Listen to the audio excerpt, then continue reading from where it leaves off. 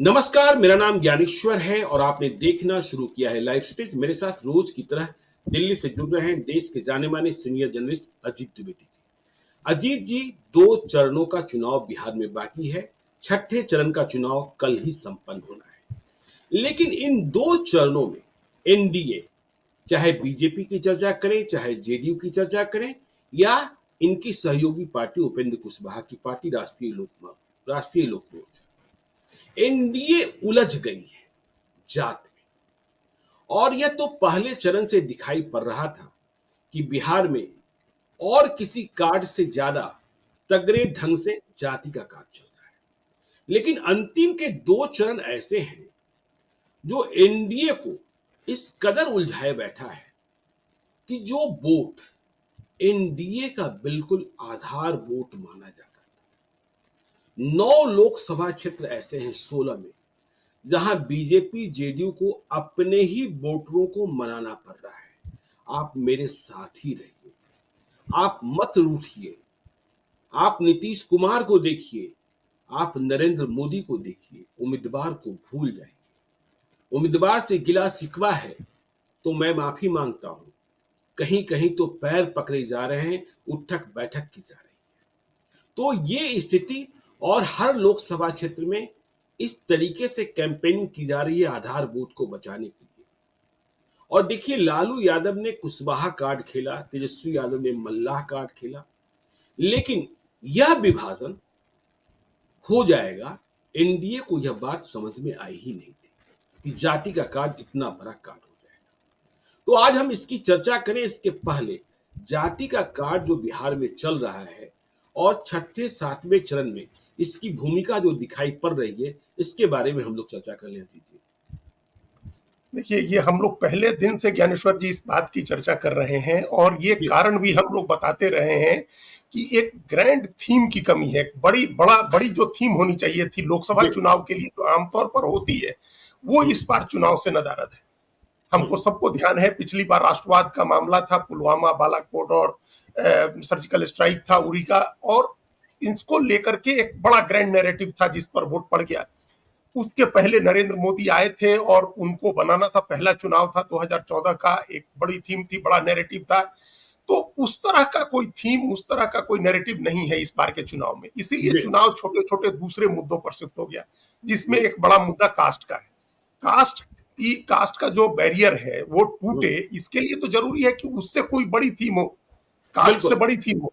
तो अब क्या हुआ कि धर्म नहीं है, हिंदुत्व नहीं है, राष्ट्रवाद नहीं है, तो जाति ही धर्म हो गई और जाति ही राष्ट्रवाद है जी।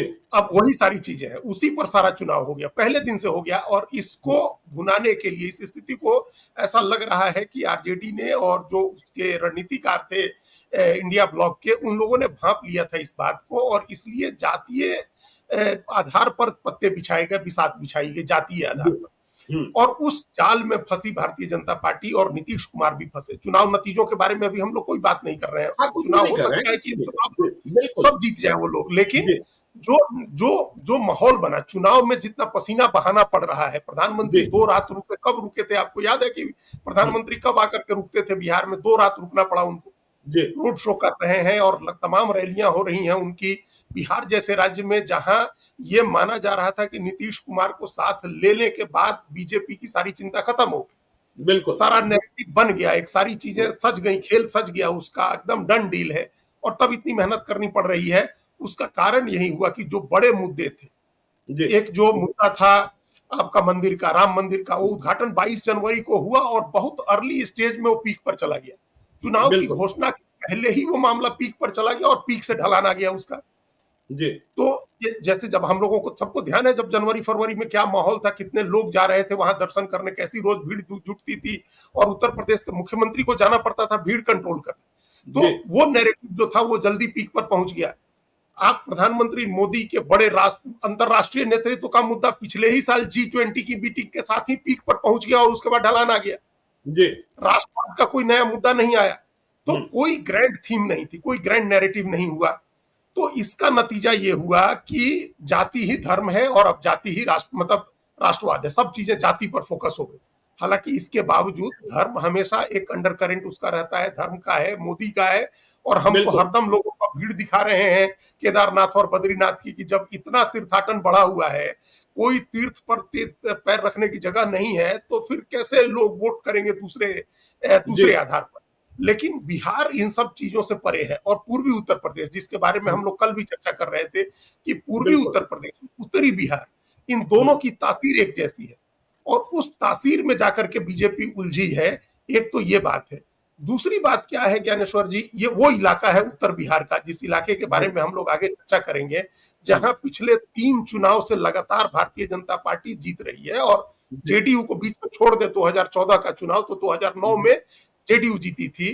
ये जी। 2009 से लगातार ये लोग सारी सीटें जीत रहे हैं, लगभग सारी सीटें। बिल्कुल। पिछली बार तो किसी को एक भी सीट नहीं मिली, हम्म। 2019 में किसी को एक भी सीट नहीं मिली। 2014 में भी हमको जहां तक ध्यान आ रहा है, इस इलाके में किसी को कोई सीट नहीं मिली थी। जी। 2014 में भी नहीं मिली थी, या मिली थी एक सीट लालू यादव, एक सीट कोई हो सकता है, मतलब वो फिर नहीं, उसको 2014 रिकॉल। में कहाँ मिली, कहाँ मिली? उधर उधर तो सीट मिली ही 14 नहीं, में भी कहाँ नहीं मिली? मिली थी। नहीं मिली। 2014 में भी नहीं मिली थी, जब जी। बीजेपी अकेले लड़ी थी, सारी सीटें बीजेपी ने जीत गई थी। नीतीश जी। कुमार को 2 सीटें मिली थी, वो भी एक पूर्णिया और एक नालंदा। जी। बाकी आरजेडी की जो 4 सीटें थी, वो भी उधर ही थी। और 2009 में भी यही सीन था, जब जब बिल्कुल। जब जेडीयू बड़ी पार्टी थी और 20 सीट जीती थी, और बीजेपी 12 सीट जीती थी। तो जी। 3 चुनाव से लगातार जीत रहे हैं, हम्म। लगातार। जब पूरे देश में इंडिया कांग्रेस की आंधी, इंडिया तो नहीं था, यूपीए था, और कांग्रेस की आंधी चली थी, जब कांग्रेस को 207 सीटें मिल गई थी, तब भी बिहार में कुछ नहीं हो सका था। बिल्कुल। बिहार में 24 20 23 24 सीट से लालू यादव डाउन होकर के 5 सीट पर आए थे। जी। तो 9 14 19 लगातार 3 चुनाव, जिन जिन क्षेत्रों में बीजेपी एकदम जीती है, थंपिंग मेजोरिटी है, उसको हैंड्स डाउन जीती है, सारी सीटों पर बड़े अंतर से चुनाव जीती है, उस क्षेत्र में जाकर के अगर इस बार फंसी है, तो उसका एक कारण, मूल कारण जो है, वो जाति पर राजनीति का शिफ्ट होना है। और जी। लालू यादव का बहुत होशियारी से जातीय कार्ड बिछाना है। और कहीं ना कहीं एक एंटी इनकम्बेंसी, एक फटीक जो है, थकान जिसको बोलते हैं, ऊब जिसको बोलते हैं मतदाता की, वो भी है। उस फैक्टर को भी इसमें कंसीडर करना होगा। इसलिए बीजेपी के सामने इतनी मुश्किल आई है कि लगातार उसके लोग जीत रहे हैं वहां। और काम पता नहीं, काम आप कर नहीं सकते हैं। 22 लाख 25 लाख की कॉन्स्टिट्यूएंसी में आप हर जी। आदमी को बिल्कुल। संतुष्ट कर नहीं बिल्कुल। सकते हैं। वो जो मतदाताओं की एक थकान है, एक ऊब है, एक ही चेहरा देखते हुए, एक ही पार्टी को देखते हुए, जीतते हुए देख रहे थे, तो उसका भी असर हो रहा है। और उसमें कास्ट के आ जाने से एक नया ट्विस्ट आ गया। तो अब ये लड़ाई जाकर के उस इलाके में फंसी, जो लोग कहते हैं ना कि हमारी कश्ती वहां डूबी जहां जी। पानी कम था। कश्ती हम्म। डूबेगी कि नहीं डूबेगी ये नहीं हम्म। कहते, लेकिन ये बहुत कंफर्टेबल जोन में बीजेपी जाकर के उलझी हुई है। अभी ये दोनों बहुत कंफर्टेबल जोन है बीजेपी जेडीयू का, जहां तीन तीन चुनाव से लगातार जीत रहे हैं, और वहां जाकर के फंस गई है गाड़ी बीजेपी और जेडीयू जी, दोनों की। बिल्कुल सही कह रहे हैं आप। और देखिए, आपने ठीक कहा कि जीतेगी, नहीं जीतेगी, हारेगी, क्या होगा? क्योंकि फासले बहुत अधिक रहे हैं 2019 में, लेकिन परेशान तो है। देखिए, यदि हम सीटों की बात करें, तो देखिए कल चुनाव होना है महाराजगंज में। महाराजगंज में 2019 में क्या था? सारे सवर्ण एक थे। रणधीर सिंह चुनाव लड़ रहे थे, लेकिन राजपूतों का अधिकांश मत जनार्दन सिंह सिग्रीवाल को ही मिला था। और यादव मुसलमान जो आधार वोट इनके पास, आरजेडी के पास था, वही मिला था। लेकिन इस बार कांग्रेस के उम्मीदवार आकाश कुमार सिंह, जाति से भूमियार अखिलेश सिंह के बेटे, आज मैं सुबह खबर ले रहा था, दोपहर में भी हमने बात की, बीजेपी हाँफ रही है। मैं ये नहीं कह रहा कि हार रही है, लेकिन भूमिहार बट गए हैं और साफ साफ डिवीजन है। और सारी ताकत बीजेपी की लगी हुई है कि भूमिहारों को रोक लो। अब भूमिहार कितने प्रतिशत में बटे और कटे हैं, और सारण गोलीकांड, छपरा गोलीकांड का असर दिख रहा है कि यादव यहां गोलबंद हो गए हैं, वह बदला लेना चाहते हैं। तो वो भूमिहार जो कभी एनडीए से अलग नहीं गए, कभी बीजेपी से अलग नहीं हुए, वे जाति के नाम पर, जाति के उम्मीदवार को देखकर महाराजगंज में गोलबंद हो गए। प्रतिशत कितना हुआ यह तो कल मालूम होगा, लेकिन आज बीजेपी वालों की बेचैनी साफ साफ दिखी अजीत जी महाराजगंज में। देखिए, हम लोग महाराजगंज की चर्चा कर रहे थे चुनाव प्रचार बंद होने के बाद भी। जी। और ये शुरू से दिख रहा है। और इसका कारण सिर्फ ये नहीं है ज्ञानेश्वर जी की भूमिहार जी। उम्मीदवार आ गया। भूमिहार उम्मीदवार आना एक बड़ा कारण है, मुख्य कारण है। लेकिन ऐसे भी एक एक एक फिनोमिनन आप देखिएगा, कि जो कभी नहीं माना जाता था कि भूमिहार और वैश्य को मनाने की जरूरत होगी बीजेपी। जी। ब्राह्मण को भी एक हद तक आप मान सकते हैं कि ये माना जाता था कि ये बंधुआ हैं ये लोग भारतीय जनता पार्टी। बिल्कुल। भारतीय जनता पार्टी जिसको खड़ा करेगी उसको ये लोग वोट देंगे, इनकी जाति का एक भी टिकट नहीं देगी तब भी ये लोग वोट देंगे। जी एक ही टिकट दिया ना पिछली बार, तो तब भी वोट दिया, पूरे जी जान बिल्कुल। से वोट दिया। और हम्म झारखंड में जो एक एक एमपी थे उनकी टिकट काट भी दी, हम्म तब भी सब लोगों ने वोट दिया। जी दोनों प्रदेश मिला करके कुल एक टिकट दी, तब भी लोगों ने वोट दिया। जी तो बनाना नहीं पड़ता था। ये एक बड़ा चेंज है 5 साल का, हम्म कि अब उस वोट को मनाना पड़ रहा है जिसके बारे में आप आंख मूंद करके कह सकते थे कि इसका बटन तो कमल पर ही दबेगा, इस जी घर से कोई भी जाएगा तो कमल पर ही बटन दबाएगा। हम्म उस वोट को मनाना पड़ रहा है। और उसमें ऊपर से जो हो गया, एक जो एक कहते हैं ना कि एक पहले से माहौल बन रहा था ऐसा कि भाई बंधुआ नहीं रहना है बीजेपी का। और जी इसके कई कारण थे जो अभी पहली बार में ही हम लोग पहली सीट पर ही चर्चा में इस बात को समझ लें। हम्म सब लोगों ने इस बात को समझा कि देखिए, राजपूत अपने हिसाब से वोट करता है तो उसका 7 एमपी है, हम्म आबादी तो लगभग बराबर ही है।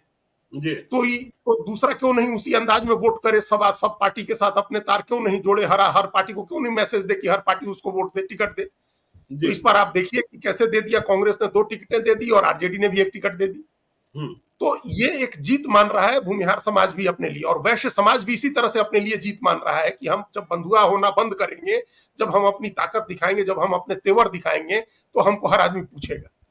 कुशवाहा भी इस बार इसी थ्योरी में अपने तेवर दिखा रहा है। तो जी ये एक सोच बन रही थी पिछले 5 साल में कि कैसे हम बंधुआ हैं तो हमको फॉर गारंटेड लिया जा रहा है, हमको मान लिया जा रहा है कि ये तो हम ही को देंगे, तो हम्म हमको फॉर गारंटेड न ले, इसलिए मैसेज देना शुरू कर दिया भूमिहारों ने पहले से। और तेजस्वी यादव ने इस बात को समझा था, ए टू जेड की पॉलिटिक्स की थी, एमएलसी में उन्होंने टिकट दिया था, राज्यसभा भेजा था, और वो आज पे कर रही है वो स्थिति। उससे जो पकी है चीजें पिछले 5 साल में, उस जी पकने के बाद का आज नतीजा दिख रहा है कि महाराजगंज में जैसे ही भूमिहार कैंडिडेट आया, भूमिहार उनके पीछे जाकर के खड़े हो गए। जी और बिल्कुल इससे खैर पैर जोड़ने पड़ रहे हैं बीजेपी को कि भाई आप कुछ, आपका तो पुराना लगाव रहा है, आपकी पार्टी है, आप कैसे हम्म लालू यादव को कैसे भूल सकते हैं आप लोग, लालू यादव ने इतना अत्याचार जुल्म किया, ऐसी आपने लड़ाई लड़ी, ये सारी चीजें याद दिलाई जा रही हैं। जी जी तो इसकी नौबत इसीलिए आई क्योंकि उस समाज के लोगों ने सोच लिया कि हम बंधुआ बन के नहीं रहेंगे, हम अपने इंटरेस्ट को तरजीह देंगे। जी तो अपने इंटरेस्ट को तरजीह देने के चक्कर में ये राजनीति यहां तक पहुंच गई है कि अब बीजेपी को अपने कोर वोट के लिए भी चिंता करनी पड़ रही है। नहीं, तब ठीक है आप देखिए सोच ये लीजिए जो उसका कोर बिल्कुल ये वोट नहीं महाराजगंज की स्थिति है, है। क्या देखिए करना। बगल में चलते हैं, सिवान की बात करते हैं अजीत जी। सिवान की स्थिति तो बिल्कुल 2004 जैसी हो गई है। 2009, 2014, 2019 स्थितियां भिन्न थी। कोई मानता ही नहीं था कि भूमिहार, ब्राह्मण, राजपूत कोई अलग वोट करेंगे। 2009 में निर्दलीय के साथ किया, 2014 और 2019 में एनडीए के साथ किया। लेकिन इस बार स्थिति बिल्कुल भिन्न है। भूमिहारों को भी मनाना पड़ रहा है, राजपूतों को भी मनाना पड़ रहा है। अजय सिंह छोड़ दीजिए, कविता सिंह के पति, बाकी उनके परिवार वाले, उनके सारे समर्थक हिना साहब के साथ दिखाई पड़ रहे हैं, और ब्राह्मणों को भी मनाना पड़ रहा है। तो ये स्थिति, हिना साहब चुनरी पहनकर घूम रही हैं, और उधर से रमेश सिंह कुशवाहा की पत्नी विजय लक्ष्मी देवी कुशवाहा। तो स्थिति बिल्कुल, बीजेपी अपनों से ही परेशान है, जेडीयू अपनों से ही परेशान है, और जातियों के बड़े बड़े नेता उतारे गए, लेकिन उन्हें विरोध भी झेलना पड़ा है। किसको वोट दे दें, इसको वोट दे दें। तो ऐसी स्थिति हो गई सिवान में। देखिए फिर से कह रहे हैं, न महाराजगंज की सीट का हम नतीजा बता रहे हैं, न सिवान की सीट का नतीजा बता रहे हैं। बता सिर्फ इतने रहे हैं कि एनडीए अपने ही आधार वाली जातियों के सामने हाँफ रही है और उठक बैठक कर रही है। सिवान में ब्राह्मण, भूमिहार, राजपूत, गजब स्थिति है। देखिए ये तो स्ट्रेटेजिक ब्लंडर है जी सिवान, तो स्ट्रेटेजिक ब्लंडर है नीतीश कुमार का। हो सकता है उसके बाद भी वो चुनाव जीत जाए या लड़ाई जैसी भी हो, जी लेकिन वो स्ट्रेटेजिक ब्लंडर है। हम्म पता नहीं किस सोच में उन्होंने रमेश सिंह कुशवाहा की पत्नी को टिकट दिया। अगर आपको टिकट उनको काटना था, कविता सिंह की टिकट काटनी थी, आपने 2 सीट बिगाड़ी। लड़ाई अब नतीजे क्या होंगे नहीं कर रहे हैं, लेकिन उनके दोनों 2 सीट पर कैंडिडेट बदला एनडीए ने, और वो दोनों सीटें फंसी जाकर के। ये एक स्ट्रेटेजिक ब्लंडर था। पता नहीं किसने फीडबैक दी थी या किस किस आधार पर उन्होंने चुना। लवली आनंद को चुनाव लड़ाना था। अगर राजपूत कैंडिडेट यहां से बदल रहे थे, लवली आनंद को अगर वो लोग सिवान लड़ा रहे होते और वहां किसी वैश्य, रमा देवी की टिकट कटने के बाद किसी वैश्य को दे रहे होते, तो ये पूरा जोन साफ था, कोई लड़ाई नहीं होती। इनको कहीं ना जी वैश्य को मनाना होता और ना किसी फॉरवर्ड को मनाना होता। लेकिन वो स्ट्रेटेजिक ब्लंडर किया एक तो नीतीश कुमार ने कुशवाहा उतारने का। कुशवाहा में भी उतारने में आप रमेश सिंह कुशवाहा को खोज करके ले आए। हम कल वीडियो देख रहे थे और कई लोगों से हमने बात की ज्ञानेश्वर जी, चूंकि हमारे घर के आसपास का इलाका है और काफी जानने वाले लोग हैं, वो मुड़ी कटवा पार्टी और पेट कटवा का पार्टी, पेट कटवा पार्टी भी लोग कह रहे हैं। तो बिल्कुल। ये उस तरह की पार्टी को ये एक याद गई नहीं है। ऐसा नहीं है कि ये किसी बहुत सुदूर अतीत की बात थी कि माले वहां एक्टिव था, और सुदूर अतीत की बात थी कि रमेश कुशवाहा और उनके पिता वहां माले की तरफ से एक्टिव थे। ये सुदूर अतीत की बात नहीं है, बहुत जी, निकट अतीत जी। की बात है। और ये हम्म। भोगने और देखने वाले लोग अभी भी सक्रिय हैं, राजनीति में वहां है, समाज में है लोग। तो जी। उन लोगों के लिए ये एक्सेप्ट करना बड़ा मुश्किल है कि हम फिर उस पार्टी, उस नेता को वोट दे दें। हालांकि अब वो नेता दूसरी पार्टी में है, जब वो जनता दल यू के साथ रहेंगे तो जनता दल यू की राजनीति और बीजेपी की जो जी। राजनीति है उसकी तरफ बिहेव करेंगे। हम्म। ऐसा नहीं है कि वो माले के लिए फिर वहां लाल झंडा वो लगाने लगेंगे, लेकिन वो इतिहास लोगों को ध्यान है। और ये इसी उसी इतिहास, इसी तरह का जो ब्लड बाथ था वहां, जो खूनी लड़ाइयां चलती थी, जो लॉ एंड ऑर्डर का प्रॉब्लम था, उसी से बचने के लिए तो लोगों ने 2009 में निर्दलीय ओम प्रकाश यादव को चुन दिया था। बिल्कुल, खटिया छाप। उसी से बचने के लिए, जी। उसी से बचने के लिए लोगों ने इतना बड़ा दांव खेला। तो अब हम्म। कैसे वो लोग जा सकते हैं फिर वापस उसी रास्ते पर, इस जी। चिंता में, इस वजह से। हम्म। हालांकि अभी सब मनाने मान मनोबल का दौर चल रहा है, वो बिल्कुल। बूथ पर जाते जाते लोगों का क्या मन हो, लेकिन निराशा है और उदासीनता इतनी है कि तमाम मनाने के बावजूद ज्ञानेश्वर जी ये हो सकता है कि लोग वोट डालने न जाए। एक बड़ा बिल्कुल। तबका ये भी हो सकता है कि हम वोट ही नहीं डालेंगे, जब अब हम्म। जाकर के क्या वोट दे दें हम किसी और हम्म। को। तो वो, लेकिन मान मनोबल का इतना ही असर हो सकता है। और ये आपने ठीक कहा कि कई लोगों के साथ वहां जो जिनको भेजा जा रहा है कि राजपूत में जाकर के काम करिए, वहां लोग पूछ रहे हैं सवाल उनसे, दो जी, सवाल पूछ रहे जमुना हैं, में काम एक तो कीजिए, टिकट काहे बिल्कुल। काट दीजिए। हम्म। पहला तो सवाल राजपूत ये भी पूछ रहे हैं कि टिकट काहे काट दिए। जी। भाई क्या कमी थी कि आपने एक तो टिकट काट दी और दूसरे जो जी। है अब ऐसा आदमी को ले आए। तो जी। राजपूत अलग सवाल पूछ रहा है, उसके गांव में भूमिहार अपना, जिनकी भी जमीनें हैं, जो थोड़ा बहुत जो मिडिल क्लास के लोग हैं, थोड़ी बहुत भी जोत है जिनकी, वो सब लोग बहुत नाराज हैं, दुखी हैं, निराश है, नाराज निराश कहिए उन लोगों को। एक निराशा भी हुई कि नीतीश कुमार ने अपनी पार्टी से ऐसे आदमी को टिकट क्यों दिया। तो जी। वो उसका नुकसान हो रहा है। बीजेपी को मनाने में बड़ी एनर्जी जा रही है, बाकी प्रबंधन से ज्यादा अपने कोर वोट के लोगों को, जिनको आंख मूंद करके भरोसा कर सकते थे, उनको मनाने में ज्यादा समय जा रहा है। बिल्कुल ठीक है। देखिए, अब आगे चलते हैं वैशाली। देखिए, वैशाली का इतिहास क्या रहा। 2014 2019 दोनों रघुवंश प्रसाद सिंह जैसे नेता, ब्रह्म बाबा, सुचिता के प्रतीक, वे चुनाव हार गए। और हराया किसने था? हराया था भूमिहारों ने। लेकिन लालू यादव ने एक चाल चली और वैशाली की लड़ाई फंस गई। कल वोटिंग है, वहां मुन्ना शुक्ला को उम्मीदवार बना दिया। और रघुवंश प्रसाद सिंह हारे किससे थे? 2014 में रामा किशोर सिंह से हारे, 2019 में बीना देवी से हारे, और इस बार मुन्ना शुक्ला। मतलब लालू यादव ने जात के खिलाफ जात को नहीं लड़ाया और इस बार लड़ाई फंसा दी। अब देखिए, वहां भूमियार क्या करेंगे, किसके साथ है, यह सबको पता है। जो एलजेपी है, जो चुनाव लड़ रही है, बीना देवी उम्मीदवार है, वह इसी बात में परेशान है कि भूमियार इतना प्रतिशत से अधिक न घटे। ऊपर से मल्ला और ऊपर से कुशवाहा, चुनौती तो वहां भी हो गई। फिर से कह रहे हैं, जीत हार की भविष्यवाणी नहीं, फासले बड़े बड़े रहे हैं, लेकिन लड़ाई फंसी हुई। देखिए, एक तो ज्ञानेश्वर जी, बीजेपी को भी और जेडीयू को भी, उसके अलायंस पार्टनर को भी ये एहसास होना जरूरी था। वो मतदाता उनको एहसास करा रहे हैं कि आप जी। बंधुआ मत समझिए किसी भी मतदाता हम्म। को, और गारंटेड मत लीजिए किसी भी मतदाता को। ये एहसास हर क्षेत्र में कराया जा रहा है। जी। हो सकता है वोट दे दें, हो सकता है कि वोट देने नहीं जाए, खिलाफ में वोट न दें, लेकिन एहसास करा दिया है इस बार। और आपने ठीक क्या किया कि आपने सिर्फ भूमिहार का नहीं नाम लिया, आप उन तीनों का नाम लिया जो बीजेपी को वोट करते थे, एलजेपी को वोट करते थे। बिल्कुल। तो कुशवाहा भी, मल्लाह भी और भूमिहार भी, हम्म। ये तीनों वोट जाता था जेडीयू, और इसको एकदम फॉर गारंटेड माना जाता था। जी। तभी कभी भी आप देखिए, अभी थोड़े दिन पहले की बात छोड़ दें तो उसके पहले बीजेपी ने कभी बहुत जरूरत नहीं समझी थी कि हमको कोई बड़ा कुशवाहा नेता इमर्ज करना चाहिए, कोई बड़ा कुशवाहा नेता हमको ले आकर के स्टैब्लिश करना चाहिए पार्टी में। जी। ये माना जा रहा था कि नीतीश कुमार है ही और वही लोग उसके नेता है, दूसरा नेता जरूरी नहीं है। मल्लाह का कोई बड़ा नेता स्टैब्लिश करने की कोशिश नहीं हुई, जयनारायण निषाद के बेटे को जरूर टिकट दी।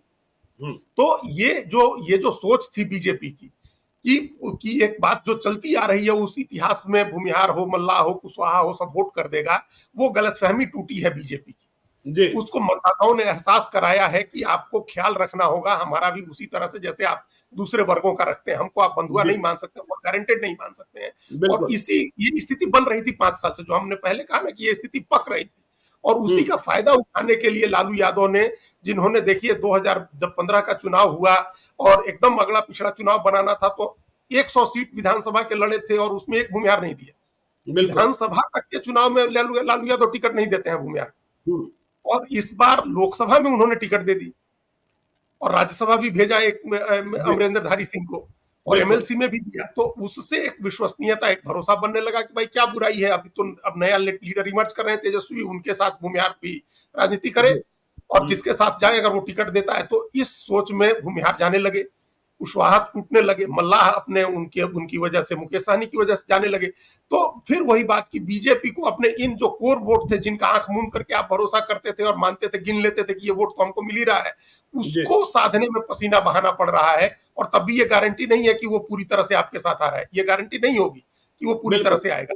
वैशाली में चलिए तो बिल्कुल ही नहीं होगी जी कि भूमिहार आए आपके साथ। 5-10%, 20% जो आइडियोलॉजी का वोट होगा वो हो सकता है आएगा, उससे ज्यादा नहीं होगा। चलिए अब आपके चंपारण में चलते हैं, पश्चिमी चंपारण। देखिए संजय जायसवाल जीतेंगे हारेंगे, मदन मोहन तिवारी जीतेंगे हारेंगे, मुझे नहीं पता, लेकिन ब्राह्मणों की पैर पूजा करनी पड़ी है बीजेपी को, यह कहाँ कोई सोचा था। लेकिन पश्चिमी चंपारण में ब्राह्मणों की पैर पूजा करनी पड़ रही। नहीं रे भाई, हम तो आपके हैं, क्यों उम्मीदवार को देखकर मुझे छोड़ रहे हो। और पूर्वी चंपारण का असर है कि कुशवाहा भी यहां बिटके हुए हैं, तो संजय जायसवाल की नींद भी उड़ रही है, कल वोटिंग है, पता नहीं क्या हो जाएगा, ब्राह्मण कितने प्रतिशत कटेंगे, कितने प्रतिशत बटेंगे, और कुशवाहा क्या कितना खेल बिगाड़ेंगे। तो पश्चिमी चंपारण में ब्राह्मणों की पैर पूजा करनी पड़ रही है। देखिए ज्ञानेश्वर जी, जब तक प्रकाश झा 2 बार लड़े, तब जी भी इतनी पैर पूजा नहीं करनी पड़ी थी, इतना मान मनोबल नहीं करना पड़ा था, जी। तब नहीं करना पड़ा था। हम्म। लेकिन पश्चिमी चंपारण की दोनों सीटों पर, वाल्मीकि नगर और मुजफ्फर, ये पश्चिमी चंपारण दोनों जगह ब्राह्मण को मनाने में बहुत पसीना बहाना पड़ रहा है बीजेपी और जेडीयू। जी जो कोर वोट था, जिसके बारे में ये माना जा रहा था, हम सब लोग जो दिल्ली में बैठ करके भी एनालिसिस करते हैं और पूरे देश का ओवरऑल सीन हम लोग जब एनालिसिस कर रहे थे, तो ये मान रहे थे कि अयोध्या में राम मंदिर बनने से जो एक वर्ग सबसे ज्यादा खुश है वो ब्राह्मण है। जी या नरेंद्र मोदी के राज में जिस तरह से धार्मिकता बढ़ी है चारों तरफ, और जिस तरह से धर्म का, ज्योतिष का और तमाम दूसरी चीजों का महत्व बढ़ा है, तो उसका बेनिफिशियरी तो ब्राह्मण है। बिल्कुल। जितने तरह के धार्मिक अनुष्ठान, कर्म कांड आप देखिए चारों तरफ कितने हो रहे हैं, तो जी उसका लाभार्थी ब्राह्मण है। और दूसरा, जो धर्म की ध्वजा फहरा रही है, तो ब्राह्मण को क्या चिंता करनी है, ब्राह्मण को तो फिर रहना है बीजेपी के साथ। बिल्कुल। लेकिन आप देखिए क्या स्थिति है। हम्म। आप मैक्रो तस्वीर देखें, पूरे देश की बड़ी तस्वीर, तो आपको मनाना पड़ रहा है, और माइक्रो हम लोग बात कर रहे हैं, एक ब्राह्मण कैंडिडेट वहां आ गए, मदन मोहन तिवारी, तो हम्म। बीजेपी की हालत खराब है, पसीने छूट रहे हैं। जी वहां भी वैशाली की तरह आपको मल्लाह को भी मनाना है और कुशवाहा को भी मनाना है और ब्राह्मण को भी मनाना है। तो बिल्कुल।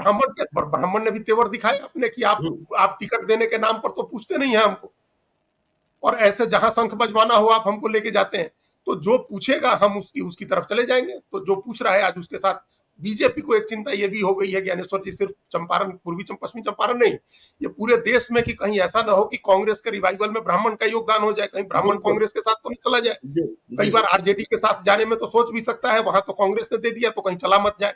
तो इसलिए रात दिन एक किया गया है, तमाम बड़े ब्राह्मण नेताओं के नेता, क्या जो परिवार है, जो थोड़ी बहुत जिनकी हैसियत है, 2 बीघे 5 बीघे की जोत है, सबको फोन किया जा रहा है। बीजेपी के बड़े नेता फोन कर करके माफिया मांग रहे हैं, हाथ जोड़ रहे हैं और कह रहे हैं कि आप ही की पार्टी है, आप कैसे छोड़ सकते हैं, आप ही लोगों अरे ने ना, बीजेपी को और बनाया है। देखिए यदि हम ब्राह्मणों की बात कर रहे हैं अजीत जी, तो चंपारण के ब्राह्मण, गोपालगंज के ब्राह्मण, सिवान के ब्राह्मण, छपरा के ब्राह्मण, वो सामान्य ब्राह्मण नहीं है, वो पूजा पाठ पर सिर्फ आश्रित नहीं है, वे हथियार उठाना भी जानते हैं, बिल्कुल। 47 भी उठाते रहे हैं, तो मजबूत। अब देखिए चलते हैं पूर्वी चंपारण, राधा मोहन सिंह बनाम राजेश कुशवाहा।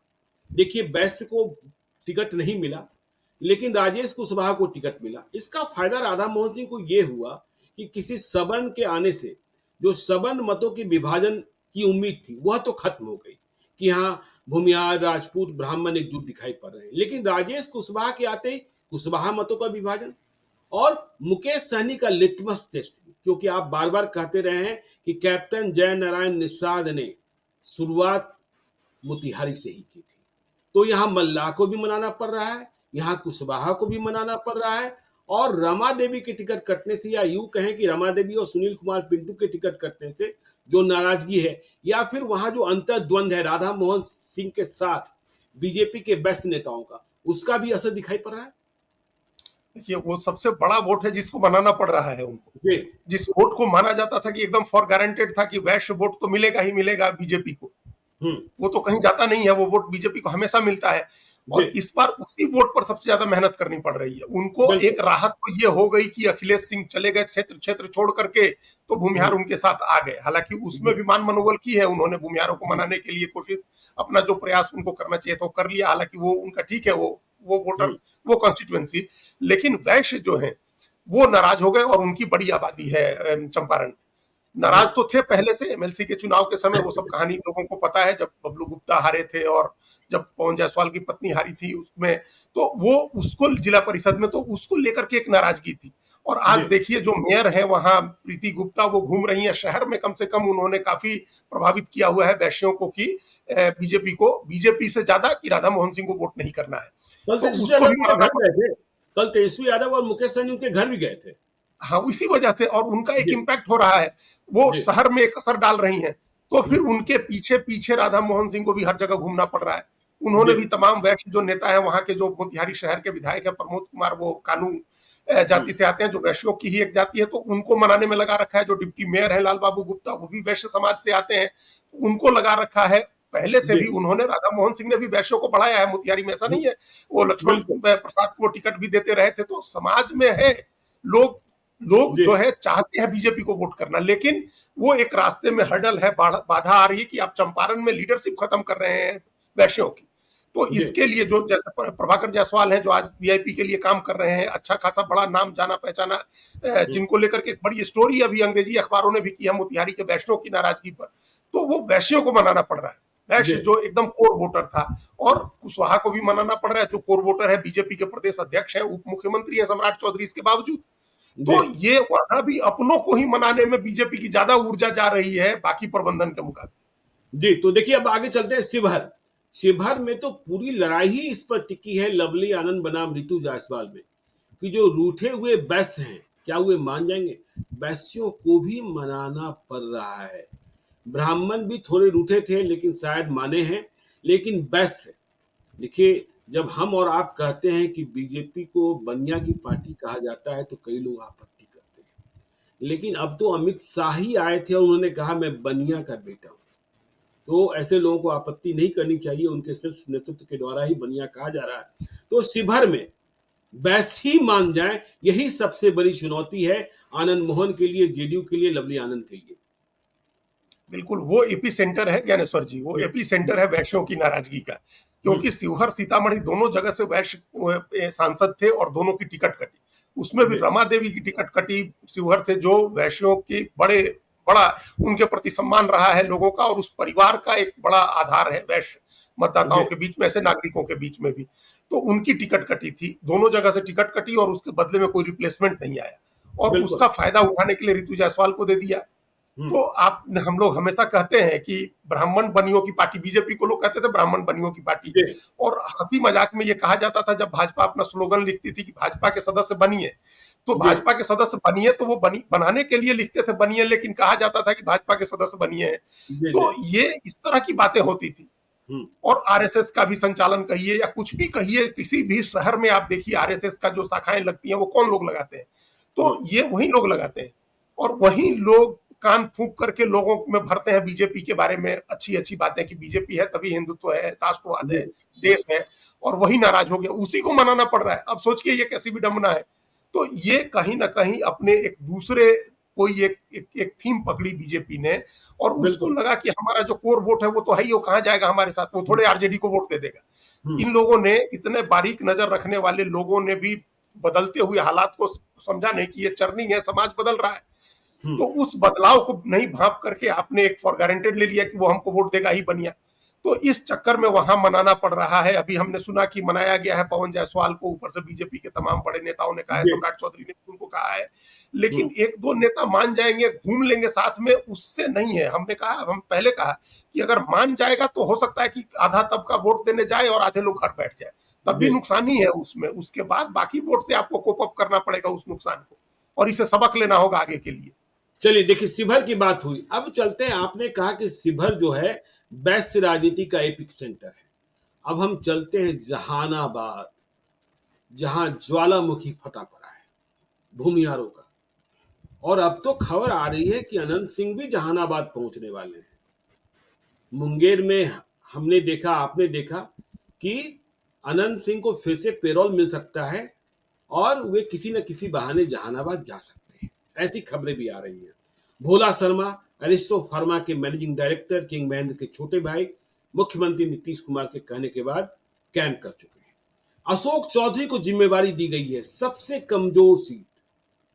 देखिए, अशोक चौधरी इस बार मुख्यमंत्री के साथ नहीं दिख रहे थे चुनावी सभाओं में, लेकिन जहां जहां कमजोर सीटें थी वहां अशोक चौधरी को जिम्मेवारी दी गई।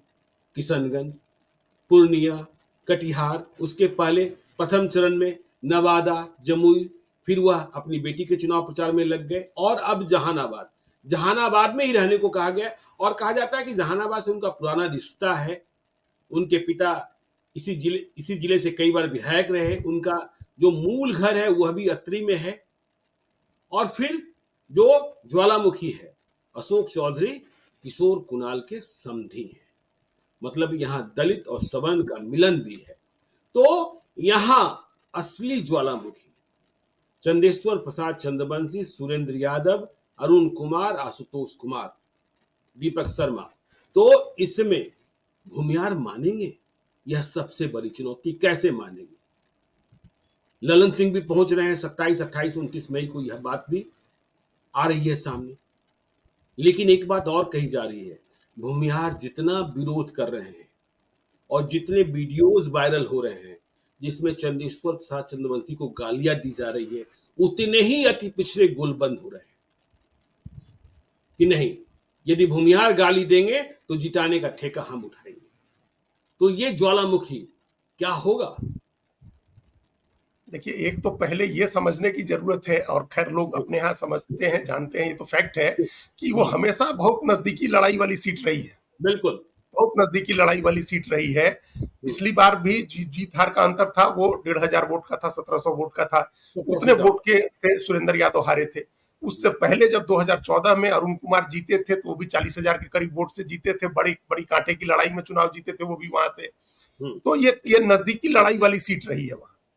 तो एक तो इस फैक्ट को समझना चाहिए था। दूसरा, भूमिहारों की नाराजगी तो पिछले ही 2014 से शुरू हो गई थी। उनको लगा कि ये तो हमारी शक्ति पीठ है, जहां से आप डिस्प्लेस कर रहे हैं हमको। ये राजधानी थी हमारी, जहानाबाद में अगर भूमिहार नहीं लड़ेगा तो कौन लड़ेगा? 2014 में तो थे ही नहीं, 2019 में 2019 में, हाँ 2019 में, 14 में तो अरुण कुमार जीते ही थे वहां से। 2019 में ही ये नाराजगी हुई कि ये जब जहानाबाद से भूमिहार नहीं लड़ेगा तो कहां लड़ेगा? ये कहा गया कि पहले ही आपने मुजफ्फरपुर हमसे छीन लिया है, जो उत्तर बिहार में भूमिहारों की राजधानी है, मान लीजिए। वैशाली से हम जीते ही नहीं, वैशाली में मिलता ही नहीं है। मुजफ्फरपुर आपने छीन लिया, अब आप जहानाबाद छीन रहे हैं, तो इसका बदला निकालना है, इसका बदला लेना है। ये एक माहौल बना 2019 में। फिर 2024 में भी वही सीन रिपीट हो गया। तो इसकी वजह से ये नाराजगी हुई, निश्चित रूप से ये नाराजगी है। लेकिन पिछड़ों की जो गोलबंदी होनी है चंद्रेश्वर प्रसाद चंद्रवंशी के पक्ष में, तो सुरेंद्र यादव तो पिछड़े ही हैं, उनका भी, उनके पक्ष में भी गोलबंदी होगी। और ये एक कई कारणों से हम लोग देख रहे हैं। इसी के आसपास की सीटें आप देखिए कि तमाम जगह कुशवाहा वो टूटा है, इसके आसपास की सीटों पर आप देखिए टूटा है। तो वो जा सकता है आरजेडी में, वो फ्री है, यहाँ तो कोई उसका कैंडिडेट नहीं है। तो पिछड़ों की गोलबंदी दोनों तरफ हो सकती है। बिल्कुल, पिछड़े और अति पिछड़े। भूमिहार का वोट जो है, इसमें भूमिहार का वोट बैलेंसिंग फैक्टर है कि वो जिधर जाएगा बल्क में, बड़ी मात्रा में, उसको वो चुनाव जीतेगा। तो इसी के लिए जेडीयू बीजेपी की सारी मेहनत इसलिए है कि किसी तरह से इस बार बनाया जाए भूमिहार को। और मनाने का मतलब यह है कि वो पूरी तरह से वोट करे जेडीयू, उदासीन होकर घर न बैठे, या ऐसा उसका वोट कट के नहीं जाए अरुण कुमार और आशुतोष जो चुनाव लड़ रहे हैं उनकी तरफ। तो ये इसलिए ये बहुत टफ टास्क हो गया है वहां, कि लगातार दूसरी बार बहुत टफ टास्क हो गया, बहुत डिफिकल्ट हो गया है वहां मनाना। और अगर जरा जी सी भी उदासीनता हुई तो जिस तरह का डिवीजन है वोट का, वहां बहुत मुश्किल हो जाएगी जेडीयू कैंडिडेट के लिए। जी। तो देखिए जहानाबाद में मुश्किल हो जाएगी, चलते हैं काराकाट। देखिए पूरे बिहार में एनडीए को राजपूत मतों की चिंता कहीं नहीं, राजपूत दे ही रहे हैं, उन्हें सबसे अधिक प्रतिनिधित्व भी मिला ही हुआ है, लेकिन चिंता है राजपूत मतों की काराकाट। और यदि यहां कुछ गड़बड़ हुई तो इसका प्रभाव पता नहीं कहां कहां पड़ जाएगा। उपेंद्र कुशवाहा अपनी पार्टी के उम्मीदवार, एनडीए के उम्मीदवार, और सामने से राजा राम कुशवाहा माले के उम्मीदवार, लड़ाई स्पष्ट थी, लेकिन आ गए पवन सिंह भोजपुरी फिल्मों के पावर हाउस। तो अब वहां दूसरे तरीके की फिजा है, हवा बदलनी शुरू हुई है, क्योंकि बीजेपी ने पवन सिंह को पार्टी से बाहर किया। प्रधानमंत्री की सभा होने वाली है, अमित शाह की सभा होने वाली है, जेपी नड्डा की सभा होने वाली है, राजनाथ सिंह की सभा होने वाली है, नीतीश कुमार आज गए हैं, आनंद मोहन शिवहर के चुनाव प्रचार के बाद कैंप करने वाले हैं, वहां संतोष सिंह जो बिहार सरकार के मंत्री हैं, जिन्होंने बिहार में नीतीश की सरकार को बचाने में बड़ी भूमिका निभाई, उनके भाई आलोक सिंह कैंप कर रहे हैं। लेकिन कई राजपूत नेता गायब भी हैं, वे काराकाट की लड़ाई में फंसना नहीं चाहते, क्योंकि उन्हें पता है कि यदि हम वोट मांगने गए तो क्या होगा। तो काराकाट में राजपूत क्या उपेंद्र कुशवाहा को मत देंगे? यह भी कहा जा रहा है कि जो पवन सिंह की फैन फॉलोइंग्स है वह सिर्फ राजपूतों की नहीं है, वह जाति से थोड़ी बड़ी है, और इसका असर बेअसर कहां कहां होगा यह देखने की बात होगी। लेकिन एनडीए की परेशानी है राजपूतों को कैसे अपने साथ रखें, क्या ये होगा। वो यहाँ यहाँ भी अब देखिए, हम लोग तो वही थीम है, उसी बात पर हम लोग चर्चा कर रहे हैं कि ये बीजेपी को अपने जो लोग हैं, जो अपना कोर वोट है, जो अपना वोट आधार है, जिनके लिए सब कुछ पार्टी ने किया हुआ है, वहां उस वोट के लिए उसको मनाने की जरूरत पड़ रही है। और जी जिस तरह से निर्दलीय पवन सिंह के लड़ाई में आ जाने की चर्चा है, आप देखिए पूर्णिया से पप्पू यादव लड़ाई में आगे चल रहे हैं, सिवान सिवान में में हिना हिना साहब लड़ाई में आगे चल रही हैं, काराकाट में पवन सिंह लड़ाई में आ गए हैं। तो ये क्या दिखाता है? फिर जी तो क्या हवा हुई प्रधानमंत्री की भी और बीजेपी की भी, किसी चीज की भी क्या हवा हुई? जब बिल्कुल। 3-3 सीटों पर निर्दलीय कैंडिडेट होंगे और आपको अपना कोर वोट मनाना पड़ रहा होगा, उनके पैर पकड़ने पड़ रहे होंगे, तो क्या हवा हुई? इसका मतलब तो कोई हवा नहीं है, कोई लड़ाई नहीं जी है, कोई हम्म, करंट भी नहीं है, लोग हम्म, सिर्फ जाति का मामला काम कर रहा है।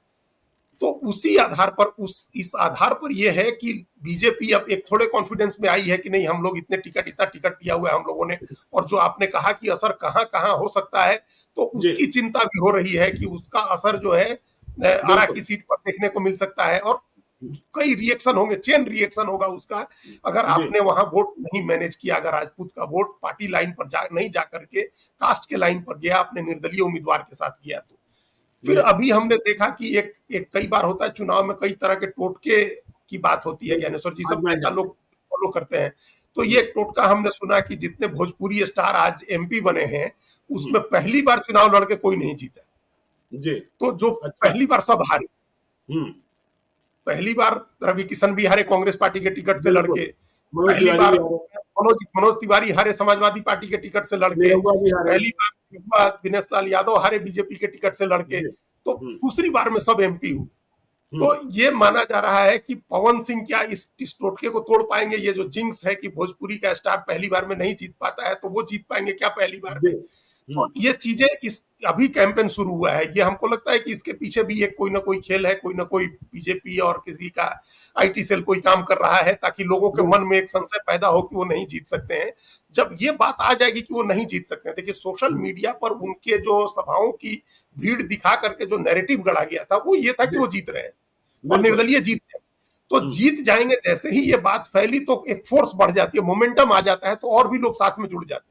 जी तो जब अब ये चीजें टर्न होंगी, जब प्रधानमंत्री की सभा होगी और बाकी लोगों की सभाएं होंगी और माइक्रो मैनेजमेंट होगा, ठाकुर नेता जो वहां बैठे हैं वो करेंगे कि भाई पूरे समाज के लिए सोचिए, एक समाज के कम्युनिटिव उसके हित के लिए, इंटरेस्ट के लिए सोचिए, तो जो जी चीजें बदलनी शुरू होंगी उसमें ये चीज काम आएगी कि भाई वो नहीं जीत रहे हैं। जैसे अगर ये मैसेज होगा तो तो चीजें बदलनी शुरू हो जाएंगी। तो अभी उसी का प्रयास हो रहा है कि अपने लोगों को मनाए, उनके साथ जो एक फोर्स बन रहे हैं उस फोर्स को की रफ्तार कमजोर की जाए और नैरेटिव बदला जाए। तो जी ये भी देखने की इंटरेस्टिंग बात है वहां की, बीजेपी को अपना कैंडिडेट जिताने के लिए, वहां अपने सहयोगी को जिताने के लिए इतनी मेहनत करनी पड़ रही है। प्रधानमंत्री, गृह मंत्री, राष्ट्रीय अध्यक्ष, सबकी सभाएं करानी पड़ रही है और उसके बाद माइक्रो मैनेज भी करना पड़ रहा है अपनी जाति के लोगों को। तो देखिए, कारा काट का सीधा असर और तुरंत का तुरंत असर होना है आरा में। आर के सिंह बनाम सुदामा प्रसाद। पहले लोग कह रहे थे लड़ाई में बहुत दम नहीं है। सुदामा प्रसाद की जो छवि है वह घनघोर नक्सली वाली नहीं है, वैसे है। जो छोटे बाजार हैं वहां कुछ वैश्य भी उनके साथ हो गए, लेकिन आर के सिंह का काम बोलता है। कार्यकर्ता उनके साथ नहीं बोलते हैं। कार्यकर्ता और नेताओं से आर के सिंह दूर ही रहते हैं, कोई उनसे सिफारिश नहीं कर सकता है। लेकिन हाँ, उनका काम होता है। लेकिन कहा जा रहा है कि यदि राजपूतों ने काराकाट में उपेंद्र कुशवाहा को मत नहीं दिया तो कुशवाहा आरा में आर के सिंह को वोट नहीं करेंगे। अब यह भी एक अलग तरीके का प्रयोजन है और इस चाल में भी बीजेपी फंसी हुई है कि हम काराकाट में राजपूत को मनाएं, यहां कुशवाहा को मनाएं। क्या करें क्या न करें। प्रधानमंत्री की सभा काराकाट में भी होनी है, प्रधानमंत्री की सभा बक्सर में भी होनी है, प्रधानमंत्री की सभा पाटलिपुत्र में भी होनी है। देखिए, आरा की लड़ाई पहले नहीं दिख रही थी और अभी भी मेरा मानना है कि लोग आर के सिंह की परवाह करेंगे, क्योंकि वो एक बड़े नेता है, उनका कद बहुत बड़ा है और उनको पूरा सम्मान दिल्ली में मिला हुआ है। वहां के क्षेत्र को लोगों को पता है कि उन्होंने जिसको चुना है उसका कितना बड़ा कद है। तो इसका फायदा एक आर के सिंह को मिल रहा है, लेकिन बीजेपी को मनाना पड़ रहा है वहां वैश्य को। देखिए, जितनी मात्रा में टूट रहा हो, लेकिन उसको वो जा रहा है साथ में। कास्ट के लाइन पर तो हम लोगों ने सुमन महासेठ के मामले में देखा, झंझारपुर में जो रितु जायसवाल के मामले में, शिवहर में देखा, वो सुदामा प्रसाद के मामले में भले उतनी बड़ी मात्रा में नहीं दिख रहा हो, लेकिन वो भी दिख रहा है। तो बीजेपी को यहाँ भी एकदम कोर जो है उसको मनाना पड़ रहा है, वैश्य को मनाना पड़ रहा है। कुशवाहा को कैसे कंट्रोल में रखें कि वो वोट करे, इसके लिए मेहनत करनी पड़ रही है। और ये एक अपने आप में एक मुकम्मल तस्वीर है ये बताने वाली कि चुनाव किसी बड़े नैरेटिव पर नहीं है और छोटी छोटी बातों को माइक्रो मैनेज करके ही बीजेपी आगे बढ़ सकती है। जी, तो देखिए आरा की स्थिति है। अब चलते हैं आखिरी सीट बक्सर। बक्सर में बीजेपी को समझाना पड़ रहा है, असली पंडित जी हम हैं रे भाई, कहाँ आनंद मिश्रा के फेल में फंसे हो। लेकिन बक्सर के पंडित जी लोग अब भी विभाजित हैं और जब तक यह विभाजन रेखा खत्म नहीं होती, हाँ, सारण गोलीकांड का, छपरा गोलीकांड का कुछ नुकसान सुधाकर सिंह आरजेडी उम्मीदवार को यहाँ झेलना पड़ सकता है। लेकिन देखना होगा कि ददन यादव के साथ जाते हैं क्या यादव, पहले कई बार गए हैं। और इस बात को भी नोटिस करना होगा कि मायावती कल पहली बार बिहार आई और उन्होंने बड़ी जनसभा को संबोधित किया बसपा उम्मीदवार अनिल कुमार के पक्ष में। लेकिन लड़ाई असली पंडित जी कौन, मिथिलेश तिवारी या आनंद मिश्रा? देखिए, अब ये वहां ब्राह्मण बदल रहे थे, वहां अंत में वो आ जाते बीजेपी के साथ। अभी भी वहां समय है, लेकिन वो आ जाते बीजेपी के साथ ज्ञानेश्वर जी। लेकिन एक तो असम के मुख्यमंत्री ने जो आकर के आनंद मिश्रा के लिए कहा, वो बैकफायर करने वाली बात थी कि आप कैसे, आप ले जाकर के क्या करेंगे। आप एक आईपीएस अधिकारी है और धरती पुत्र है, उस जगह का बेटा है, आप कमर में रस्सा लगा के उसको आसाम ले जाएंगे और पनिश कर देंगे ले जाकर के आप उसको। आप आए थे बात बनाने और बात बिगड़ गई उससे। आनंद मिश्रा के प्रति उससे लोगों का एक रुझान बढ़ा है, जो उन्होंने कह दिया कि हम ले जाएंगे और वहां जाकर के निपटेंगे। तो ये गलत हो गया। ये इससे उनके प्रति एक सहानुभूति हो गई और एक भावना भी आहत हुई ब्राह्मणों की, कि जो उनके साथ और जो नौजवान लोग उनके साथ जुड़े थे, उनको लगा कि ये क्या अजीब बात है। तो उसकी वजह से मनाना थोड़ा और मुश्किल हो गया। अब आप फिर मनाते रहिए, फिर नए सिरे से शुरू करिए कि नहीं, उस कहने का क्या मतलब था, मतलब समझाइए वहां। तो ये स्थिति है। ये जो अगर एक तरफ सुधाकर सिंह को नुकसान हो रहा है 2 वोटों का, ज्ञानेश्वर जी, मायावती ने एक तो ये इंश्योर कर दिया कि जो उनका वोट था और जो आरजेडी की तरफ जा सकता था, अब वो नहीं जाएगा। अब वो वोट अनिल कुमार को पड़ेगा एक तरफा, चूंकि बहन जी एक ही जगह गई हैं कहने, तो उनको डिफाई नहीं कर, कुर्मी कोयरी का मत ले गए अनिल कुमार, तो लड़ाई और फंस जाएगी।